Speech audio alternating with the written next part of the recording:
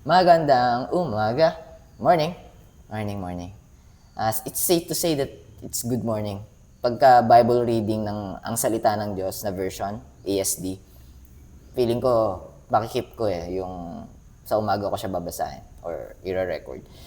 But anyways, this is just going to be a quick one, verse 22 to 23. Medyo na-prolong ko yung yung Bible reading ng KJV, but I'm imploring or I'm pleading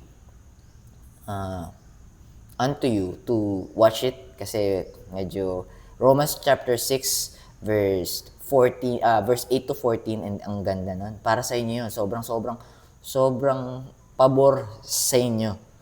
Tatanggalan kayo ng tinik ng verse na yun, mga verse na yun. Although lahat naman ng sa Bible, tatanggalan kayo ng tinik. Yung burden na pinapasa nyo sa balikat at likod nyo, the Word of God will lift it out from you.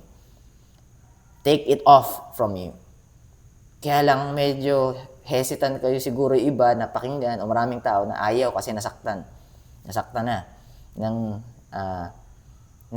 mga tao na misrepresent ng Diyos. Kasi yung Diyos ay, yung salita sa Biblia ay Diyos. Sa John chapter 1, verse 1 to 14, basahin niyo po. Yung mababasa nyo na salita sa loob ng Biblia ay Diyos mismo. So, kung hindi nyo mapagkatiwalaan yung mga taong nanakit sa inyo, ginamit ang salita ng Diyos para sa kanilang pangsariling kapakanan, don't blame God, huwag nyo pong sisihin ng Diyos, kasi hindi po kagagawa ng Diyos yun. May sarili tayong free will. Ngayon, kung nakita ng taong manloloko yung advantage ng pag-share ng gospel or pagbaluktot ng gospel, kumbaga, para makontrol at ma-manipulate ka, para yung laman ng pitaka mo mapunta sa pitaka nila, laman ng bulsa mo mapunta sa bulsa nila, o makontrol ka nila. Kasi dalawang bagay lang yan. It's either a worldly intention, yung intention ng deception, or deception to take you away from heaven and drag you to hell. But either way, both a fruit of Satan. So be careful, be mindful, and be watchful, be skeptical.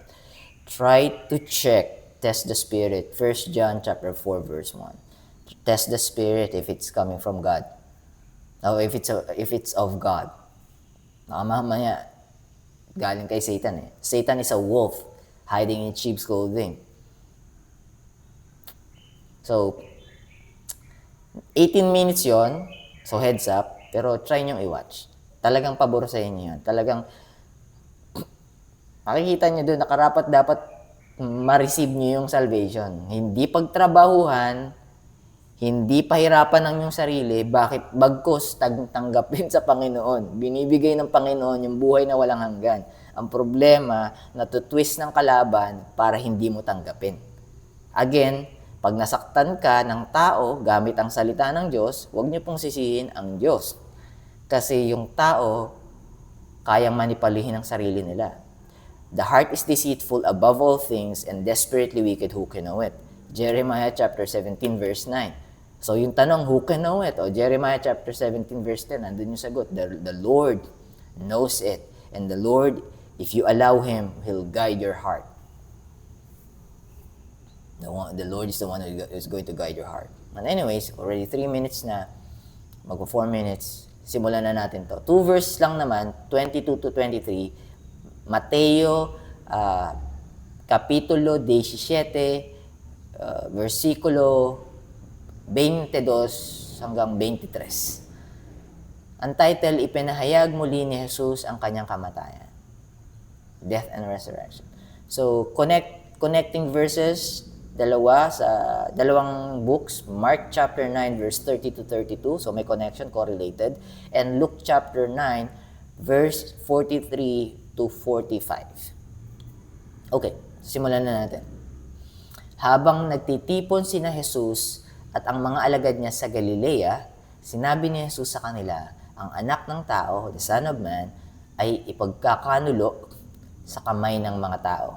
So, verse 22 yun. And verse 23, last verse, papatayin siya, ngunit mabubuhay siyang muli sa ikatlong araw at labis itong ikalulungkot ng mga alagad ni Jesus.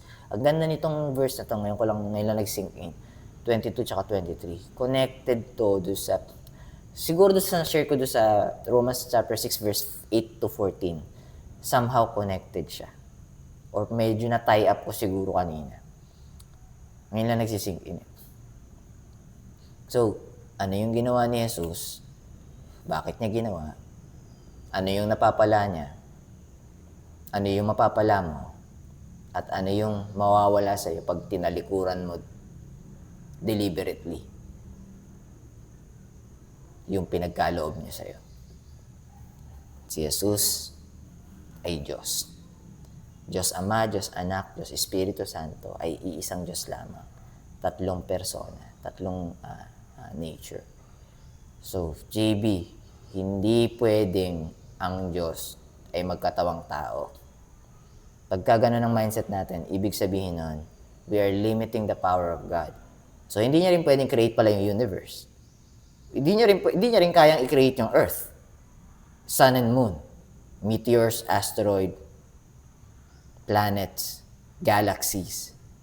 Hindi niya rin kaya, hindi niya rin pwede. Eh, di pala siya pwedeng magkatawang tao. Hindi rin pala siya pwedeng maging tatlong nature. Eh, bakit niya ginawa yung universe kung hindi niya kaya? So, hindi magme-make sense pag nilimitahan natin ang kapangyarihan ng Diyos.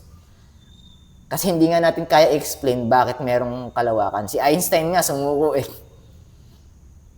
Sobrang logical mag-isip nun. Mathematical, calculation yun. Big Bang Theory, gusto niya i-disprove kasi yung Big Bang Theory niya, tara niyang inadmit na may Diyos. Kasi sa nanggaling yung Big Bang. Nothing created something. Hindi ba impossibility rin yun? Hindi ba imposible yun? Na isang bagay manggagaling sa wala? I don't know about you. Mas gugustuhin ko nang maniwala sa impossibility na may nag-create ng lahat ng bagay. Kesa naman yung walang bagay, kinreate lahat ng bagay. Parehas impossibility, pero alin yung mas may sense ngayon? Nothing created something or something came from something. Alright. So, Trinity, wala sa Biblia, hindi sinabi yung word. Hindi rin naman sinabi ni Lord Jesus Christ na I am God directly. But there's a lot of ways He said it and implying that He is God. I and the Father are one. Though there's no greater than the Father. So, walang mas makapangyarihan pa sa Ama. Pero ang Ama at ako ay isa. Ano ibig sabihin nun? It's basically telling us that I am God. But a lot of people that wants to contradict our Lord Jesus Christ as God will definitely tell you, hindi naman sinabi ni Jesucristo na Diyos siya. Before Abraham was, I am. Moses asked, what am I going to say if they ask me who you are? I am that I am. God told Moses, tell them I am. I am that I am. And our Lord Jesus Christ said, before Abraham was, I am. So don't tell me that my Lord Jesus Christ, if you don't want to accept Him, don't tell me that He didn't say that He is God directly. You don't have to say it. And if you don't want to believe it, it's up to you. Just keep in mind that you cannot work for your salvation. But because when is the last time that you woke up perfect? When is the last time you woke up holy? When is the last time you woke up righteous? Perfect, holy, and righteous. When is the last time? And I'm going to ask you this. Ask this to yourself. If you are not holy, perfect, and righteous right now, what if you die after 2 seconds hearing this? So it means you're bound to hell. Would you like it? Eternal depression, anxiety, stress, anger, hatred, jealousy, envy, sorrow, weeping, crying a lot. Not just crying a lot, crying the rest of your eternal life. Angry the rest of your eternal life. Hating the rest of your eternal life. Would you like it?